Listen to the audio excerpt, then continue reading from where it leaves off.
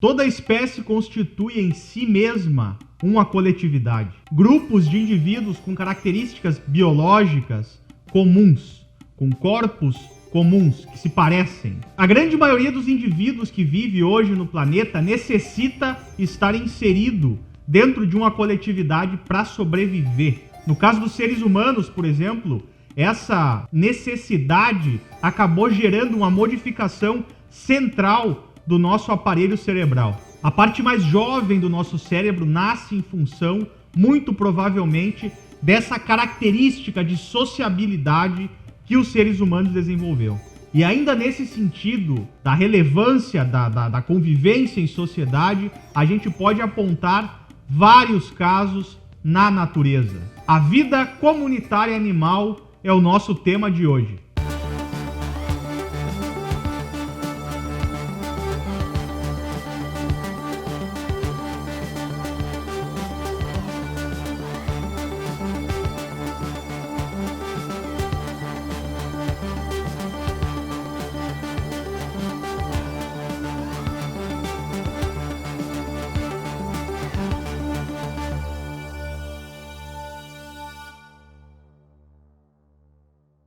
Poderia trazer vários exemplos de coletividades animais, coletividades que se dão, então, no ambiente natural. A gente resolveu começar pelas bactérias. São os organismos vivos mais comuns no planeta, cobrem os lugares mais inesperados, por exemplo, crateras de vulcões, estão na terra, estão no ar, estão na água, enfim. São organismos que participam da reciclagem da matéria no nosso planeta. Podem causar tanto mal quanto bem ao ser humano, ou a outros hospedeiros ou outros animais. Podem causar infecções, intoxicações, como intoxicações alimentares, por exemplo, que nos seres humanos é bastante comum, mas também podem ser aliados desses animais onde habitam, desse hospedeiro onde habitam. Por exemplo, um caso mais conhecido é o da microbiota intestinal, da flora intestinal, que se dá, é um fenômeno que se dá em diversos vertebrados superiores. No caso dos seres humanos, esses seres vivem no nosso intestino, no nosso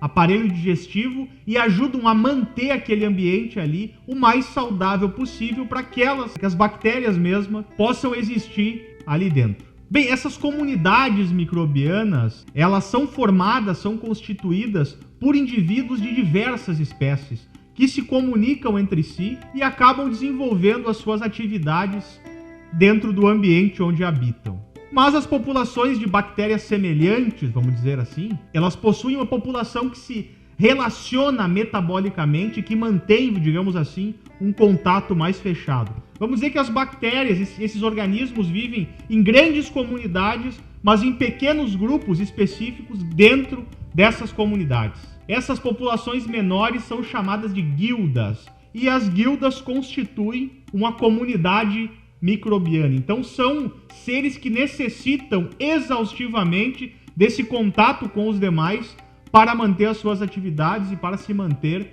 em plena existência. Um outro caso que a gente trouxe para vocês é o da complexa sociedade das hienas. Existem vários tipos de hienas, 3 ou 4 tipos de hienas, mas as hienas malhadas são as que vivem numa sociedade complexa, se assemelha muitas vezes às sociedades dos primatas e mesmo às sociedades humanas. Então, é um outro exemplo de um animal que necessita da coletividade para se manter vivo, para manter as suas atividades em pleno funcionamento. E elas se parecem conosco, tanto que o fato de elas viverem em uma sociedade mais complexa provavelmente foi o que desenvolveu o cérebro desses animais.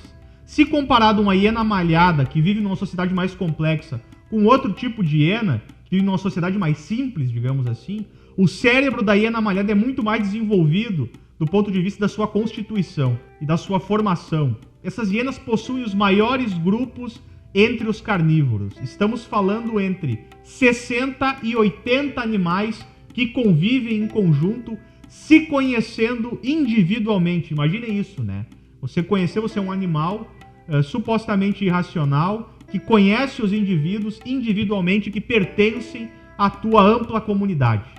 É sim um tipo de inteligência muito característico, muito especial. A sociedade dessas hienas malhadas vive uma hierarquia muito rígida, o que é algo bastante comum entre os primatas também e, de uma forma geral, entre os mamíferos superiores. Cada filhote de hiena já aprende desde muito cedo o seu papel na hierarquia social.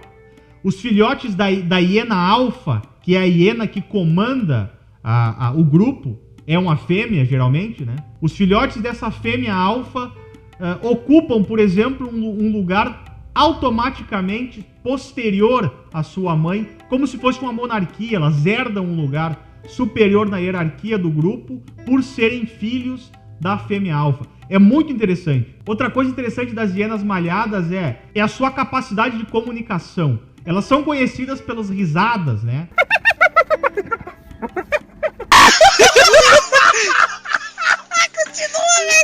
Que elas supostamente dão, que elas provavelmente dão. E pouca gente sabe que essas risadas constituem uma capacidade de comunicação bastante refinada, que vai manter aquela sociedade em conexão, que vai manter aquela sociedade se comunicando.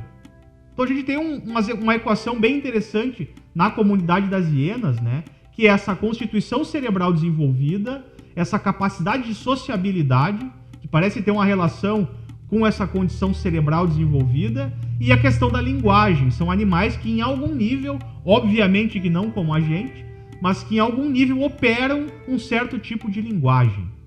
Muitos animais operam formas de linguagem.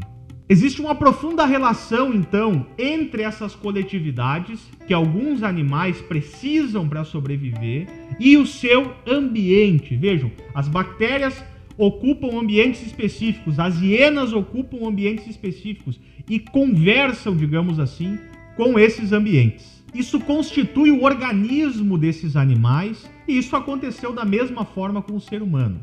Bem, essa relação entre organismo e ambiente, como a gente vem percebendo, vai definir essas capacidades cerebrais que esses animais vão ter disponíveis aí no seu aparelho biológico. Então, a relação entre ambiente e essas coletividades e essas espécies vai definir, vai constituir esses animais tal qual eles são. Esse é um postulado bastante antigo da teoria da evolução do Charles Darwin. A gente precisa pensar ou efetuar mais pesquisas nesses animais, digamos assim, nessas comunidades complexas, para entender como que essa dinâmica se dá efetivamente, como que se dá essa dinâmica social entre os animais. E qual a relevância que isso tem, por exemplo, para a constituição do cérebro e do nosso aparato cognitivo de uma forma ampla. Como que essa relação entre espécie, ambiente e constituição fisiológica, constituição cerebral, por exemplo, se dá na espécie humana. Então a gente trouxe alguns exemplos de animais que necessitam da coletividade para viver. A gente trouxe também como a relação entre as coletividades onde esses animais vivem e o seu ambiente acaba os constituindo. Por hoje era isso. Até o próximo vídeo. Falou! Semana que vem em Coletividade, o desenvolvimento dos primatas. Como as modificações na ordem social favoreceram o desenvolvimento de cérebros maiores nos primatas. O que a hierarquia social dos primatas tem a mostrar, e como alguns de nossos antepassados evoluíram para constituir a nossa espécie.